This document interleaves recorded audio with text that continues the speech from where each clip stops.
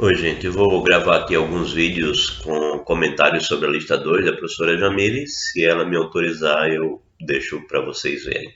Não vou resolver os problemas, é claro, mas posso tentar dar algumas dicas, né? Então, por exemplo, aqui é a primeira questão. Suponha que o IV pertençam a um espaço vetorial V, simplifique as expressões dadas. Então, a ideia é que você use as propriedades da definição de espaços vetoriais, né? Então lá está dizendo que você tem a multiplicação por escalar e que você tem a adição de vetores.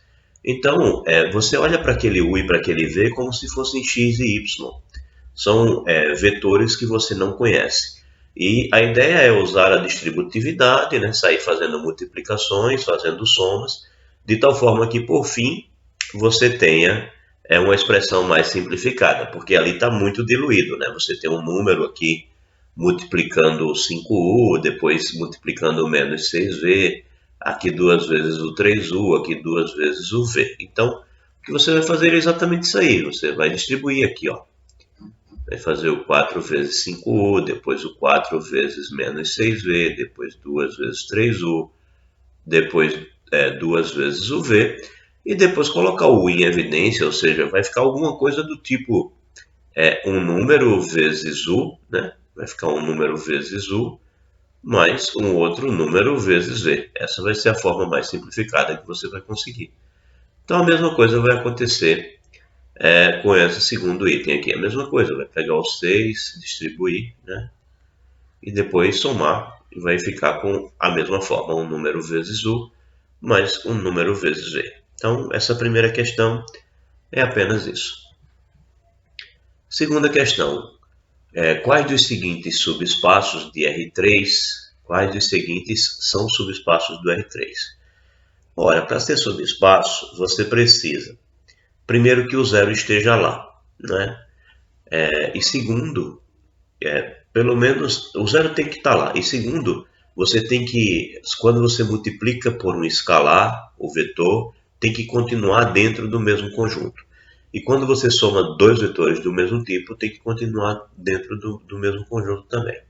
Então, por exemplo, esse conjunto que está se falando aqui é o conjunto dos vetores do tipo A, aí depois vem 0, 0, né? Tal que esse A é um número real.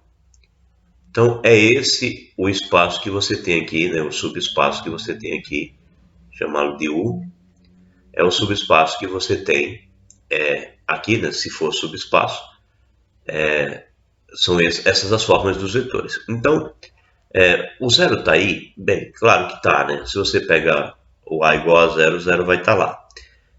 A multiplicação por escalar continua aí? Bem, você vai dizer seja alfa um número real e depois vai fazer alfa vezes A 00, né? Isso daqui vai dar alfa A 00. Aí você vai se perguntar, esse tipo de vetor aqui, que é um produto do número real por outro número real, continua aqui no U? Bem, e por fim, você vai somar, né? Vai pegar dois vetores, digamos, um vetor A00 e vai somar com o vetor B00. E aí você vai dizer, olha, essa soma continua no U, né? Continua no subespaço vetorial U. Se acontecer essas três coisas, então realmente de fato é um subespaço. Bem, falei aqui para o primeiro e o segundo e o terceiro é a mesma coisa, tá? Você tem que manter essas condições, né? Então, aqui o segundo, por exemplo, vai ter os vetores da forma A1, você vai testar todos esses detalhes, se o zero está lá, se a multiplicação por escalar está lá, se a soma está lá. E depois você vai pegar o espaço do tipo em que o B é igual a mais C. Você pode até escrever esse espaço aqui como sendo dos vetores A, aí o B é o A mais C, né? E o C é o próprio C mesmo, né? Tal que A e C pertencem a R. Então você pode escrever os vetores desse subespaço, se for subespaço, assim, né? E aí você testa se o zero está lá, se ele pode ser escrito dessa forma, né? Se uma multiplicação por escalar continua aí, e se a soma de dois vetores desse tipo continua aí. Se você conseguir mostrar isso, então é subespaço vetorial. Terceira, Expresse os seguintes como combinação linear de U e V e W, né? Os seguintes vetores, com certeza. Considere os seguintes vetores, né? Considere os seguintes vetores como combinações lineares de UV, U e V e W. Então, a ideia é, você vai pegar esse daqui, né? Por exemplo, menos 9, menos 7, menos 15. Mas escreva direitinho, né? Coloca assim, temos ou façamos, né? Porque ainda não temos, mas façamos isso daqui igual a uma combinação linear, né? Então, digamos que é um x multiplicando 2 com 4, depois mais um y multiplicando o 1, o menos 1 e o 3, né? Então é x vezes u mais y vezes v, mais um certo z que multiplica o w, que é o 3, 2, 5. Pronto, faça essas contas, iguale as coordenadas e você vai se deparar com um sistema, né, com 3 equações e 3 incógnitas. Resolve, pronto. Se você resolver isso, se funcionar bem, se tiver um sistema bem determinado, né, com apenas uma solução, então você conseguiu escrever esses vetores como combinação linear desses três. Pode acontecer que o sistema não tenha solução. Se o sistema não tiver solução, ele vai ter possivelmente infinitas soluções, né? E aí, se ele tiver infinitas soluções, significa dizer que na verdade há algum problema, né? Houve um problema. Mas nesse caso, você tem três vetores, acredito que não vai ter problema nenhum. Ou será que vai? Bem, vai fazer as contas aí e ver o que acontece. Bem, quarto. Explique por que o conjunto de vetores dado é linearmente independente. Resolva o problema inspecionando o conjunto. Bem, mandei um videozinho para o grupo mostrando mais ou menos nas ideias da geometria analítica o que significam linearmente independentes. E a Jamile já definiu muito claramente o que significa três vetores do R3 serem linearmente independentes. Nesse caso, nós temos um caso de 2 do R3 e temos 3 do R2. Opa, olha lá o vídeo, você vai ver que já tem uma das respostas, já fica clara lá no vídeo, é só olhar com calma. Bem, explique por que o conjunto de vetores dado é linearmente independente. Bem, a ideia esses dois aqui, né? Você vai fazer uma combinação linear, x vezes menos 1, 2 e 4, mais y vezes 5, menos 10 e menos 20. E isso você vai igualar isso ao vetor nulo. Se você achar x e y diferente de zero, então não é linearmente independente, tá? Porque é isso que diz a definição de linearmente independente, né? Se você consegue uma combinação linear x u y v mais ew igual a isso ao vetor nulo e aparece alguma solução para isso daqui, onde um desses coeficientes seja diferente de zero, então não é linearmente independente, é linearmente dependente, né? Então, se não aparecer, né, se só aparecer soluções nulas, então é linearmente independente. Bem, a mesma coisa aqui, né? Só que aqui são três, então você vai fazer alguma coisa do tipo x vezes esse, mais y vezes esse, mais z vezes esse, igual a 0, 0. E aí vai aparecer um sistema para você ver se esse sistema tem solução única. Aí pensa um pouquinho, meu vídeo lá talvez ajude também. Quinto, sejam A esse conjunto e B esse conjunto. Marque V ou F para as seguintes afirmações. O conjunto A não forma uma base do R3. Então vai na teoria, vê o que a professora Jamile definiu sobre base. O que está dizendo lá que é base? Base é um conjunto que gera, né? Gera e que o conjunto é LI. Ele é LI e gera. Então tá aqui, ó. Aqui ele está afirmando que o conjunto A forma uma base de R3.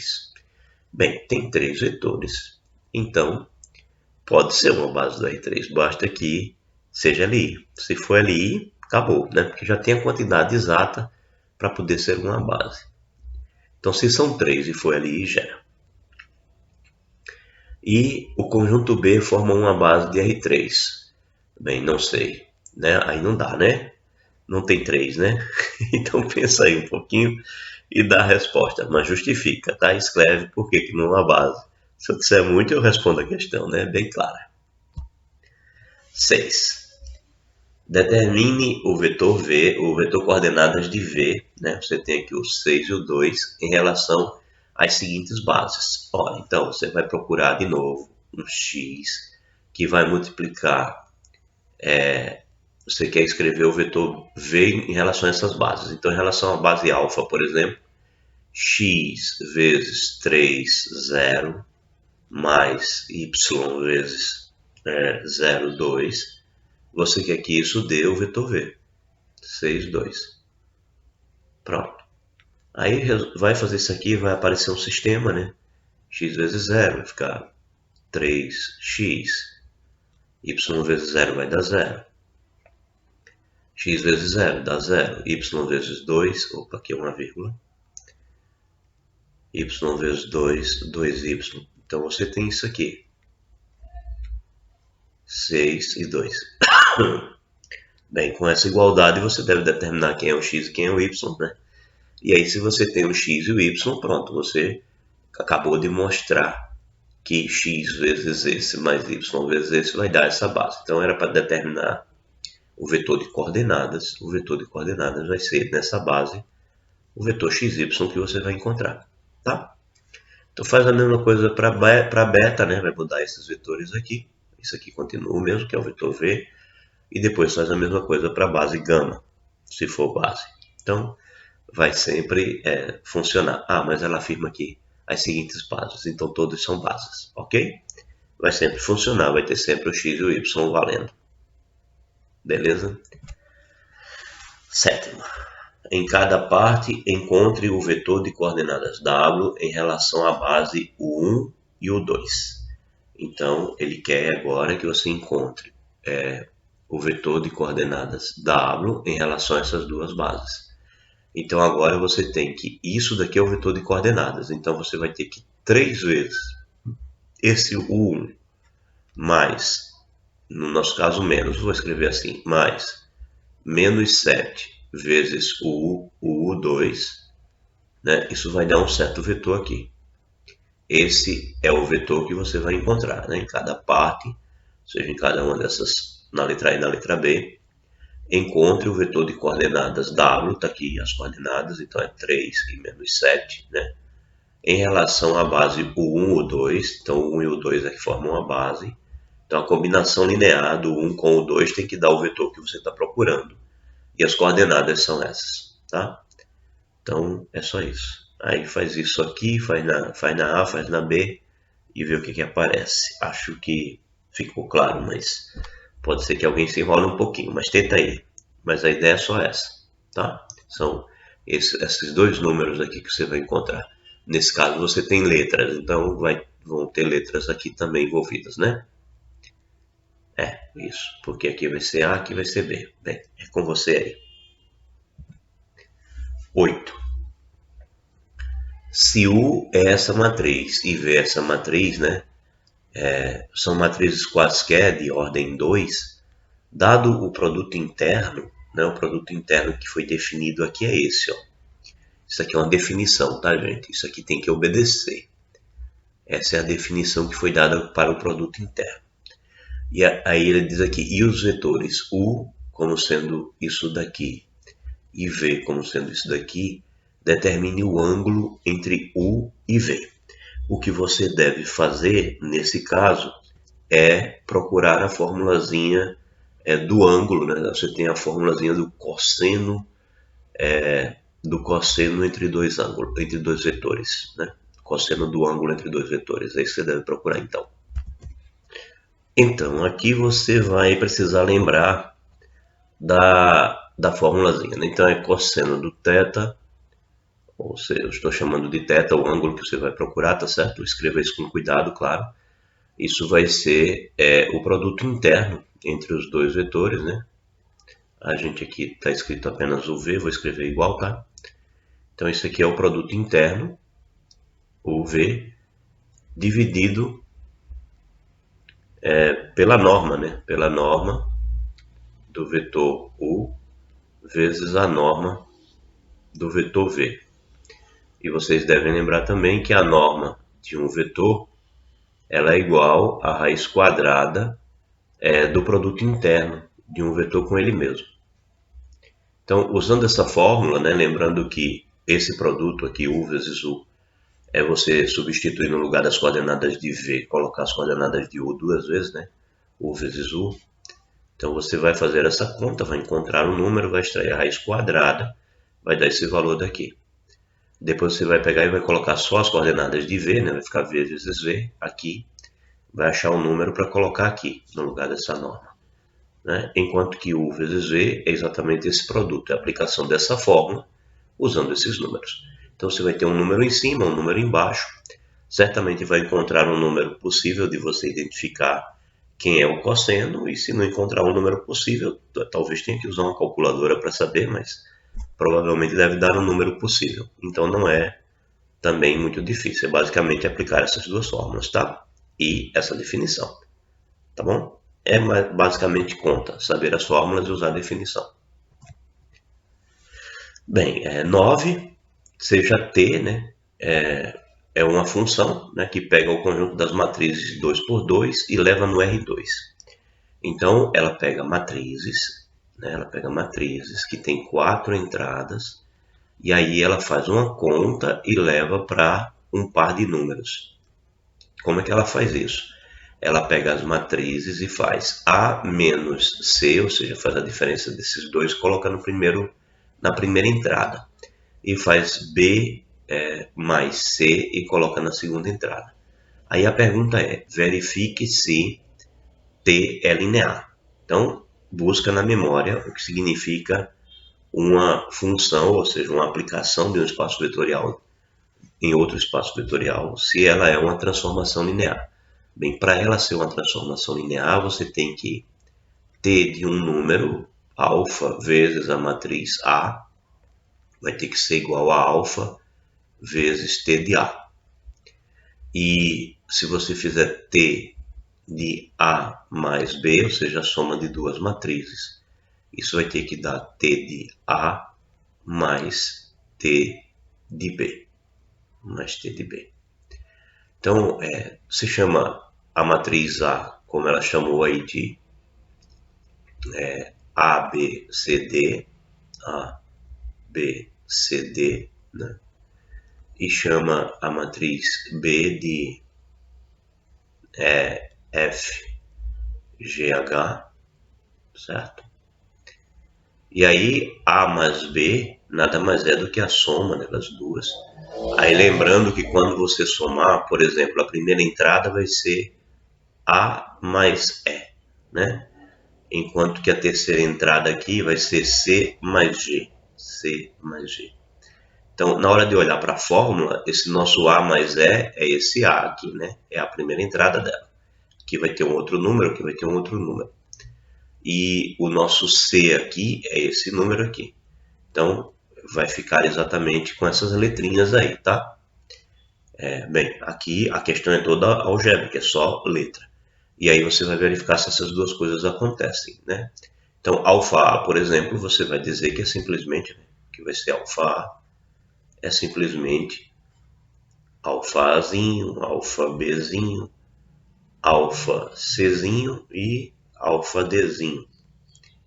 E aí você vai lembrar que na hora de aplicar essa fórmula, o nosso A agora passa a ser alfa A, o nosso C passa a ser alfa C, o nosso B passa a ser alfa B. E aí você vai verificar se T de alfa A, ou seja, se isso daqui dá a mesma coisa que alfa vezes T de A. Você pode fazer separado as contas, né, e ver se dá o mesmo resultado. Se dá o mesmo resultado, então você provou que essa T é uma transformação linear, ok? E a última, determinar os autovalores e os correspondentes autovetores das seguintes matrizes, né? Questão 10. Bem, na questão 10, a gente usa a definição de autovalor e autovetor, né? Que diz que se você tem um espaço vetorial, então T de V, né, de um vetor V, onde tem uma transformação linear, é igual a lambda V. Se isso acontece, então lambda é chamado de autovalor associado ao autovetor V, né? Então você pode ter, para cada autovalor, você pode ter vários autovetores. Então o que você vai fazer é isso. No caso, a nossa transformação linear será a matriz. Então digamos, por exemplo, que aqui seja a matriz A. Então a equação que a gente vai resolver vai ser assim: A vezes a matriz de um vetor V, que dá como resposta lambda vezes o vetor V. Então A é essa daqui. O vetor V, então você coloca aqui a matriz A. O vetor V você coloca como sendo um XY. Lambda é o autovetor e o XY daqui é o próprio V. Então você vai resolver essa equação aqui, onde aqui vai estar a matriz A.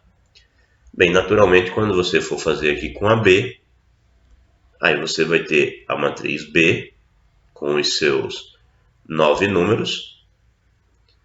Aí você tem o vetor V, agora é um vetor com 3 entradas, então x, y, z, e deve dar como resposta lambda vezes o vetor com 3 entradas, x, y, z. Então, quando você resolver isso daqui, o conjunto de valores possíveis para o x, y, z vão ser os autovetores. Vai dar o conjunto dos autovetores. E os valores possíveis para lambda, em que isso daqui aconteça, são chamados de autovalores. Bem, assim terminamos a nossa listinha e, se a Jamília autorizar, então será disponibilizado para vocês. Tá bom?